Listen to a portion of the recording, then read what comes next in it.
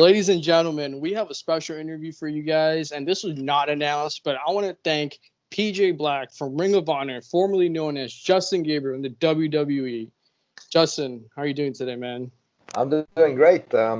Always looking forward to talking wrestling with some avid fans and interviewers, so I'm excited for this. For sure, yeah. Well, you're a former member of the Nexus and you're a 3-time WWE Tag Team Champion. Former member of the Core. And the current Slamforce Africa World Champion. So you're a big name in wrestling, and we really appreciate you coming on to talk to us for a little bit. So first, obviously we know quarantine. It's a little bit of a difficult time for the world. So we're just wondering right off the bat, how have you been handling your time in self-quarantine? I have been very, very productive during this time. I'm actually quite enjoying it because I get to finish some unfinished projects that I've been planning or working on for the last few years. I've been planning on writing a book for the longest time, and now I have time so I can actually sit down and write this book. Mm-hmm. I don't own a television or anything. I just read books. I've read 9. Well, today I just finished another book, 10 books, and I'm on my second audiobook that I've read. I've just been doing research on things that I've always wanted to learn about. I also got 3 diplomas, online diplomas during this time. Wow. Just using this time, as well as I can. Sure. Yeah. I probably should work out more. That's a hard one for me to get motivated to work out indoors, but I feel like the gyms here in LA should open in the next week or so I'll be hitting that full force. Yeah, you just got your workouts in, man. But how's your mental state like this through this tough time right now? How you been coping? Mentally, I'm strong. I think that's my one of my best attributes. It wasn't always like that. A few years ago, I got into an accident that was life changing. I was in a wheelchair for 10 months, and that made that change. Right, but I mean, you hear stories like this all the time, right? People that become really either spiritual or mentally strong once they go through a near-death experience, and I feel like I went through that, and it changed my life. So mentally, I'm stronger than ever, actually, and it's been great helping me process difficult times like this. So for sure, yeah. It is hard, and I can see how it's affecting a lot of people, and I try to help out some people where I can. I have a lot of breathing and yoga and meditations that I can do and share with people, and it'll be in the book. That's mainly what the book is about. So I'm very lucky in that regard. That's actually one of my strong points. But it's never easy. It goes up and down. Some days are super hard. Some days are a bit easier to deal with, and other days you just want to break down and. But we all have those days, man. We all. You just gotta push through that and get through it, and you gotta be the best version of yourself, and you gotta set an example for like the younger generation, like myself. Me and Vikram have been, we grew up as WWE fans, and we saw you, be this guy from FCW and then form into the Nexus. And I'm like, man, Justin Gabriel, I hope he becomes like world champion because he's so good. And then to see, potential wasted, like that sucks, man. But, lessons honestly, like that, you're very like how you said, you went through a near-death experience, you struggled with your mental health before. That's actually like very inspirational, even towards many fans that watch pro wrestling, because a lot of us, we forget because we look at you guys as these larger-than-life characters, and we think that we forget that you're normal people, right? And when we realize that you guys struggle the way that we do, it makes everybody feel like they're not alone. So right. when you come out about struggles like that, it's very... It's very true, and that's why I want to tell people about it. Like a lot of people, they hide this from their friends and family, or they don't want to talk about it that often because it is hard sometimes. It's very hard. They told me I'll never walk again. They told me I'll never wrestle again, and that hurt because wrestling has been my dream ever since I can remember. Ever since I was 8 years old, I knew that I was going to be a wrestler. So if a doctor tells you'll never be able to wrestle again. Oh man, you have no idea how much that hurt and mentally how much that hurt. So right then and there, I had to change my mindset and be like, no, I am gonna do this. And that is very hard for some people to do, but by us doing this and showing people that it is possible, because it is possible. I mean, whatever they taught us from birth and from school is unfortunately is not 100% right. Your mind is way more powerful than we think it is, and more people are realizing this right now. Yeah, but Absolutely. So with this time in self quarantine, as you said, you're being very productive with it, and I think everybody should be. But at the end of the day, some people aren't. Some people are going to spend a lot of time on social media because there's just so much time to pass by. And with people spending so much time on social media, I just wanted your opinion. Like, do you think spending too much time on social media has a negative impact on someone's mental health? That's a really good question. A little bit of yes and a little bit of no. See, I don't think it's wrong. You know, some people sit on social media all day, every day, or some people watch Netflix all day, and that I don't think that's wrong. I just choose to be productive. You know, I do. Sometimes I'll take a day or two off and I'll just go binge watch some Netflix shows or stuff on YouTube. That's normal. We're all like that. You know, sometimes you just want to switch off your brain and not think about anything. You just want to be entertained, or not think about any other stuff going on. And that's normal. I will say, however, if you're mindlessly brainwashed in a way, I want to use that in quotation marks, scrolling through social media, for instance, and you look at all the negative stuff, obviously that's going to affect you, because I mean we all know this. Like, if you surround yourself by positive people, you will be positive. If you read a lot of negative stuff, like the people who watch the news, those are the people who type all these conflicting stuff about COVID and a lot of wrong stuff, and they don't realize it's wrong, but like, they just every day they find a new article and they're like, hey, check this one out. You're projecting fear into the universe. I mean, everybody knows what the placebo effect is, right? And everybody knows how the placebo effect works, and it does work. Like, it's been scientifically proven millions of times over. So the opposite of the placebo effect is called the nocebo effect. So that's when you start thinking negative thoughts. Like, for example, you walk down a dodgy street and you're like, oh, I'm going to get mugged. Then you are going to get mugged. That is the law. It's a law of attraction, even if it's in reverse, it's still the law of attraction. That's how the universe works. And I feel like, I'm not saying that this COVID thing is all BS, but a lot of people are making themselves sick by sitting indoors and like stressing out and worrying and stuff. And then that's what the nocebo effect is. So coming back to your question, scrolling back through social media, be very careful of what you let in, what you read. Unfollow all those negative people, unfollow all these social media fitness celebrities, because they spread a lot of junk out there. They do, absolutely. Which is unfortunate, because a lot of those people are my friends, but a lot of them also spread the positive vibes. So just think about that stuff.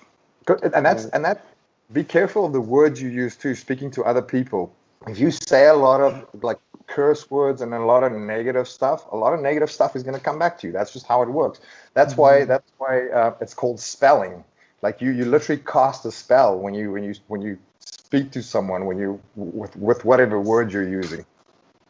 Absolutely. I agree. And like, with the unfortunate passing of Hannah Kimura, we could go back to social media, speak about cyberbullying. I would like to get, because you have a pretty big name in wrestling. You wrestled for WWE, ROH, some very well-known companies, and you have a presence on social media. So in terms of getting a lot of hate and cyberbullying, do you have any advice for wrestlers, future wrestlers, any public figures really, with dealing with that hate? That is a fantastic question. I actually just thought about that yesterday, and I told someone about this. So I didn't have the thickest skin before I started with WWE. I was already 11 years into my pro wrestling career before I signed.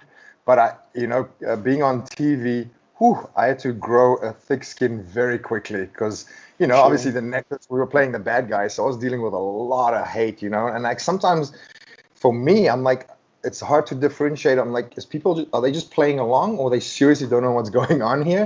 Like, and that's the problem with wrestling these days, because like, some people do get bullied online a lot, but like, you have to differentiate if are they just playing along, you're playing a heel character, or are they really angry, and then you have to go back and take a look at that. And it's very tough, man. It took me years to grow a thick skin, but now I know how to deal with it easily. Whenever there's something negative that comes up, and this is very hard because I'm guilty of this, you just ignore it. As soon as you try and, even if you try and type a positive response out of a negative response, you're still giving energy to that. So it doesn't matter whether it's negative or positive. You're giving energy to that, so you're putting it in the universe, so it can manifest, it can evolve, if you will. So the best way is just to ignore those. I get many of those a day. Sometimes I'll delete them off Instagram. Sometimes I'll just leave it there so everyone else can give them heat. but saying that, it is very hard to ignore those things, because it does. We're all human, and it does hurt us, and it does affect us in some way. But the best way is not to give it power. And as soon as you reply, even if you think you're doing the right thing, you're giving it power, and then you've lost. For sure, yeah. I mean, I think having thick skin, coming into the WWE and working all these, promotions, like you gotta have this mindset of like, hey, if I'm not that good, I can go be good somewhere else and prove to the people, like, hey, I still got it. You know what I mean? Like, the people online, like, you shouldn't take it personally if you don't know them personally. That's what I think. That's how I perceive things, right? So You're 100% right. Look at, sorry to cut you off. No, it's all Christian Bale actually tweeted that this week. He said that. Saw that. Did you see that? That was, I think that was brilliant. I'm going to use that. Get that on a t-shirt. Yeah. Yeah, but what did you think of the wrestlers that got cut from the company recently, like Zack Ryder, Heath Slater, former member of the Nexus again?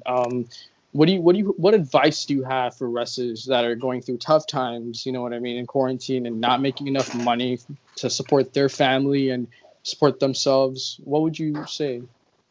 That's a tough one, man. And everyone's in a different position. I was also in a similar position once. It's just, you just have to follow your own heart. Luckily now, the landscape of wrestling, there's so many other companies and so many options that those guys can go to, and all of those guys are super talented. I mean, everyone who's ever had a WWE contract is there for a reason. They're all super talented, and not to knock any of my brothers, but even the guys that come in who are not that good, they become good because we work so much. Because you work 5 days a week.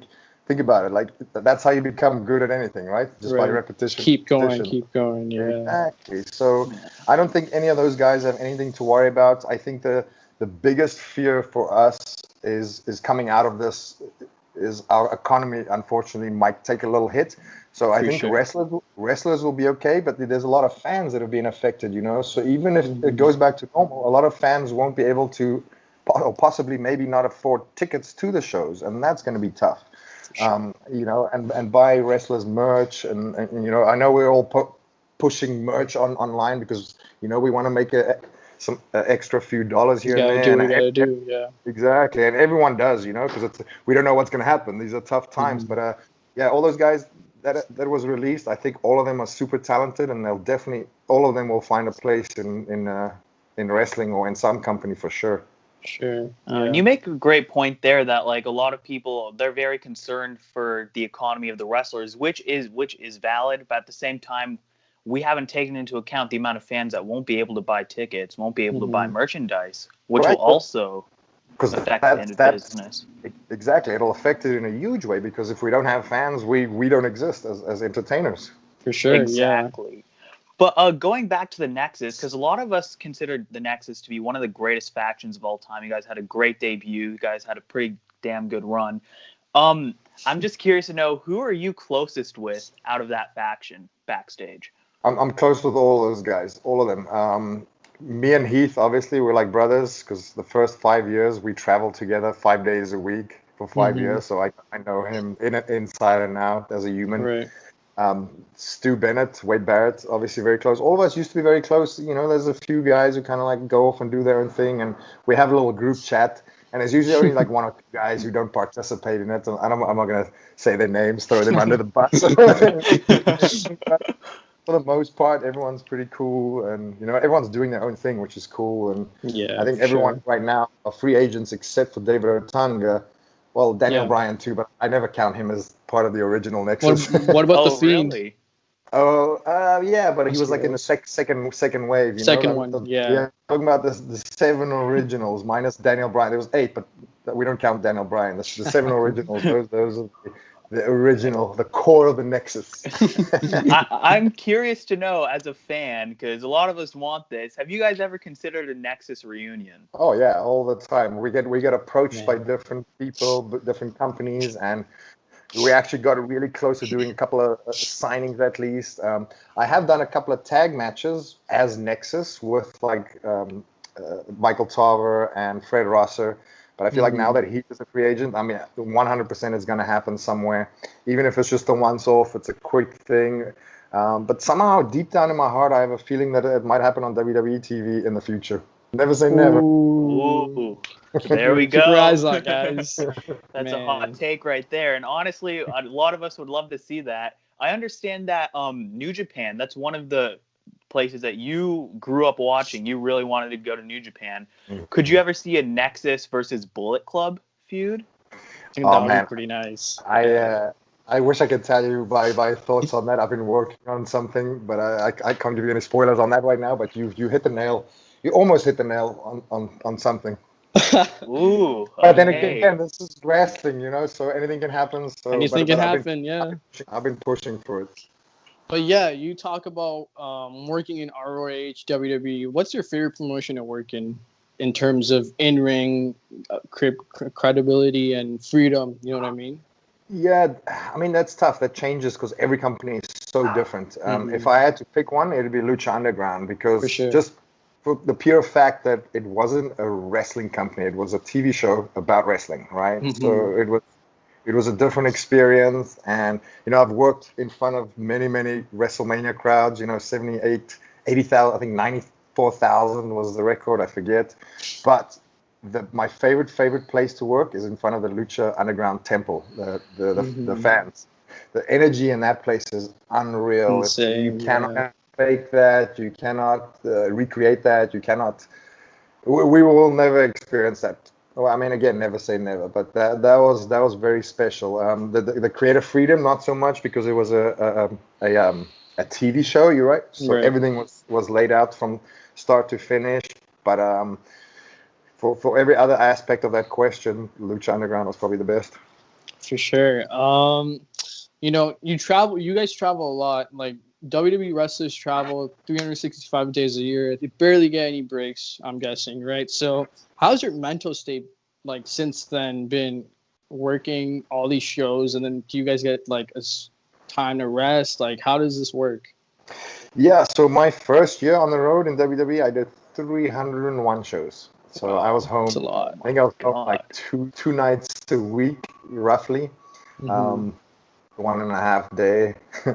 And that was tough, you know, like it's very tough for people with families because they don't get to see their families. I was in my mid-20s at the time, so for me traveling the world was super fun. You know, I didn't have anybody to come home to, so I could just live on the road, and that is the hardest part. People don't realize that, but that taking the bumps, jumping off a cage, all that stuff, that's easy. That's easy. It's the traveling is super hard. You know, like, you gotta do the show, drive 3 hours, get on the plane, fly 3 hours, you know, like, and you have adrenaline buzzing.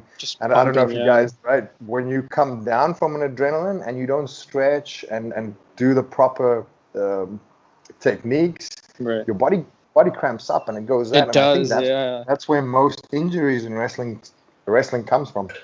Right.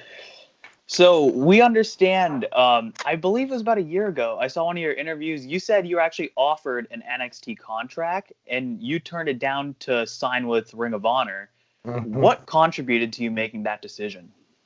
I made a list. I never do this, but I made a list of pros and cons. You know, like if I was younger, I would have gone for the higher money. But I feel like now, if I look at it, I'm probably making more money now. You know, and it's not all about money. I feel like as an artist, you wanna create and show people what you're about, right? And that was top of my list was creative freedom.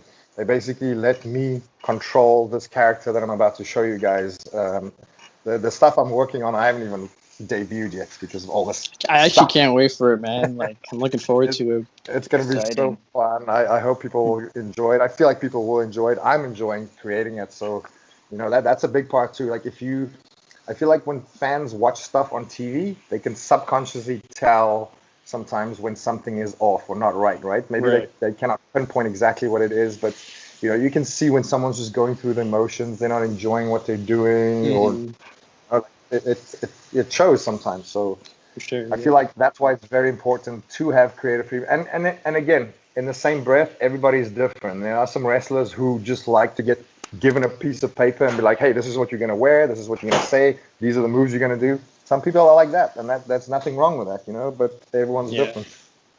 Yeah. Wait, what were you gonna say? Oh yeah, that's just saying. In our first episode of the podcast, I actually elaborated on that because we were quickly speaking about WWE and AEW's creative process. I was speaking how a guy like Jon Moxley, he's much better with the creative freedom. But then you look at a guy like Seth Rollins, for example, and he's amazing under the WWE creative process. Right, exactly. But the thing is, Seth is also a super creative person. But he has worked himself up to a position where they would take his creative energies or his input, if you will. Like there's a lot of guys, but you got to work your way up there, and it doesn't happen a lot. There's maybe a handful of guys who ever get to that position. For sure, yeah. What were you gonna say? Do you have anything to add to that, Vikram? Or speaking of AEW, there's always the golden question right now in wrestling. What do you think of All Elite Wrestling, and would you consider signing with them? I love what they're doing right now. A lot of my friends are there. I have spoken to them too in a little bit. I don't want to get too political on this or too negative on this, but I don't see myself ever going there. There's a lot of I'm one of those guys who's friends with everybody. Right? Mm-hmm. You can ask any wrestler, I'm that guy, right? But there's just one person in this business that we just don't get along, and it's not personal. I don't think it's even like business related. I don't even know what caused this. Well, I mean, I do, and I probably shouldn't say this on. Maybe one day. Breaking news. Do this, but yeah, unfortunately, that's never gonna happen. Yeah. Some things are just not meant to click, But exactly, and I'm super happy where I am right now. Like I love it, man. I cannot wait for the fans to see what Ring of Honor is gonna do this year. It's gonna be completely new, completely fresh. The last show that we were going to do, and it got canceled, unfortunately, was in Las Vegas, and we were going to start the process of this new thing, and it was going to be completely different. No one's ever would have experienced anything like this in pro wrestling, and then I'm really sad fans didn't get to see that, but there's still time after this, I hope. For sure, yeah. And I'm super happy with where I am right now. Yeah, I had a personal question. I used to watch Adam Rose's stuff, and then I kind of figured out that you were the bunny. But I have a question. What was it like being the bunny? Like, what was the final nail in the coffin? Like, hey, this is the blow off. What were the long-term plans for it? Oh man, see that's the only reason I accepted to play that part or character, because the long-term payoff was going to be so epic, and we were still obviously changing it, and I had so many different ideas of, in the end, the bunny was going to be Vince, and all the stuff. It so many good ideas, and it just never went anywhere, and that was another reason that I left. And it happens a lot with storylines where it doesn't go anywhere, or the ends never get wrapped up, and that's so frustrating for me about stuff like WrestleMania. You build the whole year, you build up a storyline, and the blow off is WrestleMania, and the next night on Raw they just do the same match again. Exactly, it just doesn't make sense. Yeah, right. And I mean, a lot of people like that, and I know that's just business, but I don't. Unfortunately, that's not how my creative process works. For sure. We all had figures that we'd look up to growing up. Who was your idol that you would look up to and, be? Okay, I grew up in South Africa. My dad was a wrestler, so obviously he'd be number one, and all the local guys, which nobody would know their names. But names that people would know. I followed all the early 90s guys that were super colorful, like Macho Man, Mr. Perfect, Owen Hart. Like those are my guys. Speaking of Owen Hart, did you watch the Dark Side of the Ring documentary recently? I have not yet, but it'll make me super emotional. It's gutted, man. Yeah. He was my favorite. He was my dad's favorite wrestler, and I think I only saw my dad cry once in his whole life, and that's when Owen died. Yeah. Oh, it's a tough passing. But speaking of great wrestlers from the past, like Owen Hart, if you could wrestle anybody from the past or the present, who do you choose? Wow, that's a tough one. There's so many. I mean, Bruno Sammartino, that'd be on top of my list. Maybe one of those Iron Man matches. People don't realize that's kind of a lost art, how to wrestle for an hour and be entertaining and not repeat spots and still tell a good story. They don't teach that anymore in the younger generation because we all get taught a different way now, you know. But I'm trying to bring that back because it's good to know everything in wrestling before you evolve your own your persona and stuff like that. But yeah, he'd be number one on my list. Rip Rogers, and my ultimate dream match of all time is against Fit Finlay. Ooh, that's wow! I've never heard that one, but yeah. Anyway, so you are actually the first person that we have interviewed on our DropKick podcast. So we thank you so much. We want to play one game with you before we end this off. We're going to list off 10 wrestlers that you have worked with in the past, and you can choose one word or one sentence to describe them. Right. Oh, these are always tough, but let's go. All right. Wade Barrett. Left brain genius. Heath Slater. Woo, baby. John Cena. Politician. CM Punk. Genius. Ooh, okay. Adam Rose. Oh, he's a great buddy of mine. I've known him ever since I was 16 years old, and I have nothing but love for this guy. And just like true brothers, you know, we fight and don't talk to each other for like 6 months, but, you know, we just recently connected again, and he'll always be my brother. Daniel Bryan. Wow, incredible talent. You know, I've had some amazing matches against him. Which is funny because every time I talk to him about it, he doesn't remember any of that. But I have vivid memories of those. Darren Young. Block the hate. Nick Aldis. I think he's going to go down as one of the greatest NWA champions of our era for sure. 10 pounds of gold. That's the only phrase that comes to mind. RVD. Woo! Wow, I love Rob, man. He's great. I've been watching him for years, and you know, I got to beat him for the Slam Force title, the first ever. So that was really special to me working with Rob. We have similar styles. You know, I've stolen a lot of his moves, used a lot of his movesets. So sorry, that was longer than a phrase, but I think he's a legend, man. Yeah, Jay Lethal. Also another legend in the game. I wonder, a lot of people that only watch WWE, they'll never get to see what he's about. But yeah, if you've never heard that name, go check him out. He's a Ring of Honor legend. I mean, if there's ever a Ring of Honor Hall of Fame or anything, I bet that he'd be the first inductee. Absolutely. Sure. One of the longest reigning ROH champions. So you guys should definitely check that stuff out. But once again, we thank you so much for joining us. We're very appreciative of this. We're both aspiring pro wrestlers, so it's great to see people like you to look up to in the business and giving us a bit of a big break. So we really appreciate this. Yeah, but thank you guys. Thank you for those words. It means a lot to me. And yeah, good luck in the business. Hopefully, maybe we'll get to cross paths in the ring someday. That would be thanks, awesome. man. Thank you. Yeah, we really appreciate your time with us.